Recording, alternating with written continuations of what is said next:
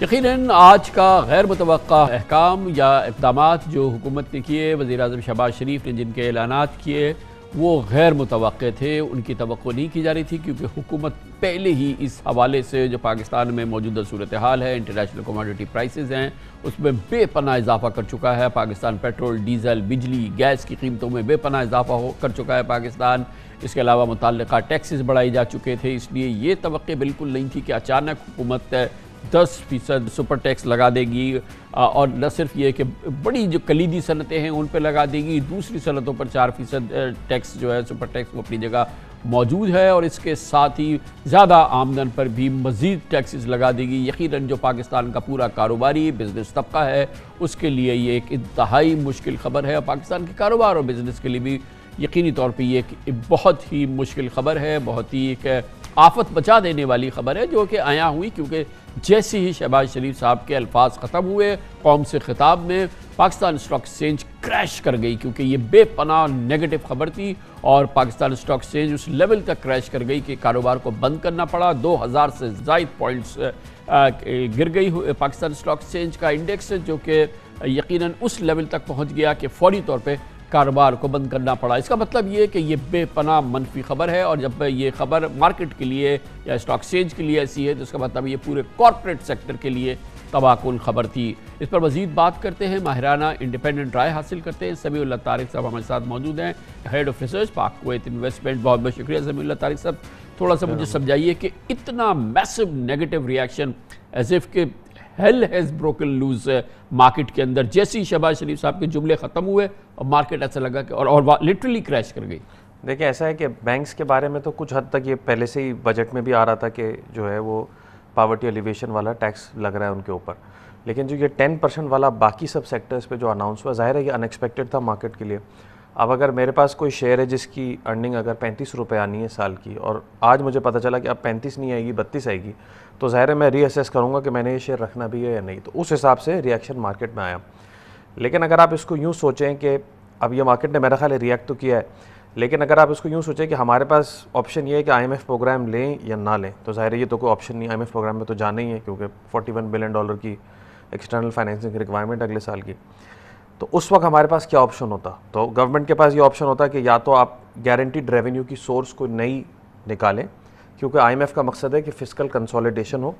تاکہ جو ہے وہ ڈیمانڈ ماڈریٹ ہو، آپ کی امپورٹس کنٹرول ہو۔ اس کے لیے کیا ہو سکتا تھا؟ یا تو گورنمنٹ انڈائریکٹ ٹیکس لگا دیتی، جی ایس ٹی بڑھا دیتی۔ دوسرا یہ کہ گارنٹیڈ سورس اور کیا ہو سکتی، پرسنل انکم ٹیکس ملٹیپلائی کر دیتی۔ تیسرا یہ کہ کارپوریٹ کے اوپر کوئی نہ کوئی ٹیکس لگا دیتی۔ اگر تو گورنمنٹ کا انٹینشن یہ ہے، مگر اس کی وہ لگا دیا، مگر اس کی کاسٹ بھی ہے نا، آپ کی گروتھ کنسٹرینڈ ہوں گی، آپ کی یعنی کہ آبویسلی آپ کی امپلائمنٹ سے جنریٹ نہیں ہوں گی، کوئی ایکسپینشن نہیں ہوگا، لوگ پریشان ہوں گے، اور جب ظاہر ہے کہ ویلتھ کریشن کو آپ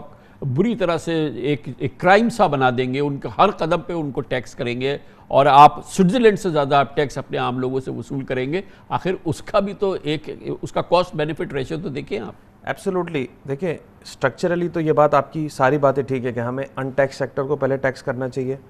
ہمیں جو ہے وہ جو لوگ ٹیکس نیٹ میں نہیں ہیں انہیں پہلے ٹیکس نیٹ میں لانا چاہیے، یہ ساری باتیں۔ مگر وہ جو ہے جو multi billion rupees per day منافع کماتا ہے ایگریکلچر سیکٹر، وہ تو کمپلیٹلی ان ٹیکسڈ ہے، ان کو تو ہم فردر کنسیشنز دے رہے ہیں۔ بالکل، اگر آپ یہ دیکھیں مینوفیکچرنگ سیکٹر ہمارا ویسے بھی 68% ٹوٹل ٹیکسیشن کا کنٹریبیوشن ہے، ایگریکلچر کا 1% سے بھی کم ہے، سروسز کا بھی کم ہے، تو اس میں تو کوئی شک کی بات ہی نہیں ہے کہ مینوفیکچرنگ سیکٹر پہ اور برڈن نہیں ڈالنا چاہیے، یہ برڈن دوسری طرف ٹرانسفر کرنا چاہیے۔ لیکن اگر گورنمنٹ کا انٹینشن یہ ہے کہ یہ صرف 1 ایئر ہے جیسے کہ لکھا ہوا ہے، اور اگلے سال یا 2 سالوں میں ہم نئی سورسز آف ریونیو تیار کر لیں گے جو کہ اس سیکٹر سے برڈن ہٹا کے دوسرے سیکٹرز پہ لے جائیں، جیسے آپ کہہ رہے ہیں کہ جو لوگ کیش میں ڈیل کر رہے ہیں یا ایگریکلچر ہے یا ریئل اسٹیٹ کو صحیح سے ٹیکس کریں، تو میرا خیال ہے یہ صحیح ہے۔ اس وقت میرا خیال ہے حکومت کے پاس کوئی بہت زیادہ چوائس تھی نہیں جو یہ کر سکتے۔ دوسرا ہے کہ انہوں نے ڈائریکٹ ورسز انڈائریکٹ میں بھی چوائس تھی کہ یا تو 2% جی ایس ٹی بڑھا دیتے تو میرا خیال ہے اتنا ہی ریونیو آ جاتا جتنا اس سے آتا ہے، لیکن پھر وہ انڈائریکٹ تھا، انہوں نے کوشش یہ کی کہ ڈائریکٹ ہو۔ تو میرا خیال ہے ان حالات میں اس سے زیادہ شاید اور کچھ ان کے پاس آپشن نہیں تھا۔ آپ سمجھے تقریباً 15 لیکن سے یہ بتائیے کہ آفٹر آل پاکستان کا ایک عام آدمی ڈائریکٹ تو ان پہ ٹیکس نہیں لگایا یہ والا، یہ تو ان پہ لگایا گیا، کارپوریٹ پہ لگایا ہے اور ہائی ارننگ انڈیویجولز اور بزنسز پہ لگایا ہے، مگر آفٹر آل وہ اپنے پاس سے تو نہیں دے گا نا، وہ بزنس اس کو نیچے ٹرانسفر کر دے گا، وہ نیچے اتر جائے گا اور پھر ایکچولی یہ پھر اسپریڈ آؤٹ ہو جائے گا مزید عام پاکستانی تک، اور پھر جو کہ پہلے ہی وہ اس مصیبت کے اندر پھنسا ہے اس میں مزید اضافہ ہوگا۔ الٹیمیٹلی تو یہ ایک عام آدمی دے گا نا یہ۔ ایبسولوٹلی، اور یہ کہ ایک تو عام آدمی بھی دے گا، دوسرا ہے کہ لوگ جیسے کہہ رہے کہ ٹیکس دا رچ، تو اس میں سارے رچ بھی نہیں ہیں کیونکہ مائنورٹی شیئر ہولڈر بھی بہت سارے تھے، ظاہر ہے ان کے اوپر بھی امپیکٹ تو آیا ہے۔ تو یہ کہ پسندیدہ اقدام تو نہیں ہے کسی بھی طرح یہ، اور دوسرا یہ کہ یہ بھی ہے کہ کچھ کمپنیاں یہ کوشش ڈیفینیٹلی کریں گی کہ کہیں نہ کہیں اس کو پاس آن تو کریں، لیکن اس کے لیے ڈیمانڈ بھی اسٹرانگ ہونا ضروری ہے۔ میرا خیال ہے اب جتنے سارے کنسالیڈیشن والے اقدامات ہو رہے ہیں اس میں پاس آن کرنا بھی ایک چیلنج ہوگا، کیونکہ آگے جاتے ہوئے جب ابھی فردر جب پیٹرولیم پہ بھی جی ایس ٹی لگے گا، بجلی کی قیمت بھی بڑھے گی، ساری چیزیں بڑھیں گی، تو ڈیمانڈ ویسے بھی ماڈریٹ ہوگی۔ انفلیشن بھی اب ظاہر ہے 15% کے لگ بھگ اب لگی رہی ہے کہ اگلے سال کی ایوریج ہوگی، اور جی ڈی پی گروتھ بھی اب لیکن یہ ماڈریٹ ہو جائے انفلیشن گی۔ جو ہے یہ اس کی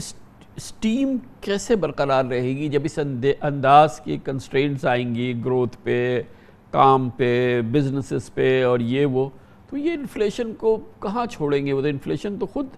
سکڑنی شروع ہو جائے گی۔ دیکھیں نیت تو ان کی بھی یہی ہے کہ انفلیشن خود بخود ڈیمانڈ ماڈریٹ ہو کے آہستہ آہستہ جو ہے وہ کنٹرول ہو جائے، لیکن میرا خیال ہے 3 مہینے جو ہیں، اگلے 3 مہینے اس میں تو انفلیشن ٹھیک ٹھاک سمجھے 19% کی رینج میں 3 مہینے تو رہے گی، اس کے بعد یہ آہستہ آہستہ ٹون ڈاؤن ہوگی، تب بھی پورے سال کا ایوریج آپ لگ بھگ سمجھے 15-16% تو ہوگی انفلیشن۔ تو میرا خیال ہے، لیکن یہ کہ ہمارے لیے اس وقت آپشن چونکہ 30 جون سے آگے ہم جا نہیں سکتے تھے، تو میرا خیال ہے اس وقت اور کوئی آپشن تھا نہیں، تو سب سے زیادہ آپشن یہی ہو سکتا تھا، یا تو جی ایس ٹی بڑھاتے تھے یا یہ کرتے تھے، تو میرا خیال ہے اس وقت جو سچویشن تھی اس وقت یہی آپشن بچائے گا پاکستان کو یہ کچھ نہیں، صرف انٹرنیشنل آئل پرائسز ہی جو ہے وہ اس حکومت کے لیے بھی کوئی مدد کریں گی اور ایک عام پاکستانی کے لیے بھی، کیونکہ یہ 123 سے اب 110 آئی ہیں، اور یہ اوورآل جو انٹرنیشنل کلائمیٹ ہے، ریسیشنری باتیں ہیں، اسٹیگفلیشن کی باتیں ہیں، تو اس کے بعد اگر ڈیمانڈز کم ہوتی ہیں اور آئل پرائسز کم ہوتی ہیں تو پھر ایک قدر سکون کی صورتحال ہو جائے گی۔ آئی ایم ایف کا پروگرام آ جاتا ہے اور اس پہ باقاعدہ پھر جو ایکسٹرنل ہماری لائبلٹیز جو ہیں وہ ایڈریس ہونی شروع ہو جاتی ہیں، تو پھر کہیں صورتحال بہتر ہو سکتی ہے۔ آؤٹ آف کوسچن نہیں ہے کہ یہ ایسا ہو جائے۔ ہاں، لیکن میرا خیال ہے کہ ہمیں تیاری تو اس طرح کرنی چاہیے کہ اگر خدا نخواستہ پیٹرولیم کی قیمت نہیں آتی نیچے، تو بھی ہم اس سچویشن سے کیسے اڈیپٹ کریں گے، کیونکہ یو نیور نو، کیونکہ جو فسکل سٹیمولس انہوں نے دیا ہے اور رشیا کی سچویشن ہے، یو نیور نو کہ شاید یہ قیمتیں ادھر ہی گھومتی رہیں فار نیکسٹ، کیونکہ اگر آپ جے پی مورگن سٹی ان کی رپورٹس دیکھیں تو وہ تو اوپر کی طرف کی باتیں کر رہے ہیں۔ تو ہمیں اپنا بجٹ یا سسٹینیبلٹی کویسچن پہ انٹرنیشنل مارکیٹس کے ومس پہ نہیں رکھنی چاہیے، رادر ہمیں فوکس یہ کرنا چاہیے کہ کس طرح انرجی کنزرویشن زیادہ سے زیادہ کریں، ورک فرام ہوم وغیرہ، یا 4 ڈے ورک ویک ہے، یا زیادہ سے زیادہ ریموٹ ورکنگ، یا کنزرویشن، ماس ٹرانزٹ پروگرامز، کچھ نہ کچھ کر کے آہستہ آہستہ اپنا فیول اور الیکٹریسٹی کے کنزمپشن کو کنٹرول کریں، تاکہ جو ہے ہم اس سچویشن سے ایونچولی باہر نکل سکیں یقینی طور پہ۔ بہت بہت شکریہ۔ سمیع اللہ طارق صاحب ہمارے ساتھ موجود تھے۔